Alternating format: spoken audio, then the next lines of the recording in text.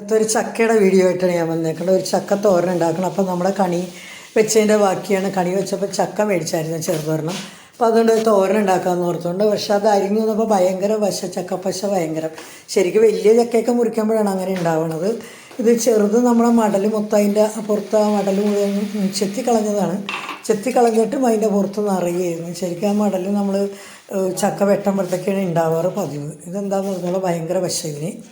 അപ്പോൾ അതൊക്കെ റെഡിയാക്കി എടുത്ത് അതിന് തേങ്ങയും ഉള്ളിയും പച്ചമുളകും വെളുത്തുള്ളി എല്ലാം കൂടി ചതച്ചെടുത്ത് തോരനാണല്ലോ. അപ്പോൾ ആദ്യം തന്നെ അത് വേവിച്ചെടുത്തായിരുന്നു. വേവിച്ച് എന്നിട്ട് ഉടച്ചെടുത്തായിരുന്നു. അപ്പോൾ ഞങ്ങൾ ഇന്നാൾ ഇതേപോലെ കിട്ടിയപ്പോൾ ഇതേപോലെ ഒരു ചെറിയ ചക്ക കിട്ടിയപ്പോൾ ഞങ്ങൾ ചെയ്തത് വേവിച്ചിട്ട് മിക്സിയിലൊന്ന് വെറുതെ ഒന്ന് പെട്ടെന്ന് ക്രഷ് ചെയ്തെടുത്ത് അപ്പോൾ ഒന്ന് ചതഞ്ഞ് കിട്ടാൻ വേണ്ടി അങ്ങനെ ചെയ്തെടുത്ത് അത് നല്ലതായിരുന്നു. ഇത് ഇപ്രാവശ്യം ഞങ്ങൾ അങ്ങനെ ചെയ്തില്ല. ഇതൊന്ന് ഇങ്ങനെ ചെയ്ത് നോക്കാമെന്ന് ഓർത്തുകൊണ്ട് ചെയ്തത് നല്ലതായിരുന്നു. അപ്പോൾ ഞങ്ങൾ അതൊക്കെ കൂടെ ഉച്ചയ്ക്ക് ചോറുണ്ടത്. അത് ചാള വറുത്തത്, പച്ചമോര്, കടല നല്ല ഫ്രൈ ആക്കി എടുത്തായിരുന്നു. രാവിലത്തെ അപ്പത്തിൻ്റെ ഇരുന്ന് അപ്പം ഉണ്ടാക്കിയതിന്. അപ്പോൾ അതൊക്കെ കൂടി ഞങ്ങളെല്ലാവരും ഉച്ചയ്ക്ക് ചോറ്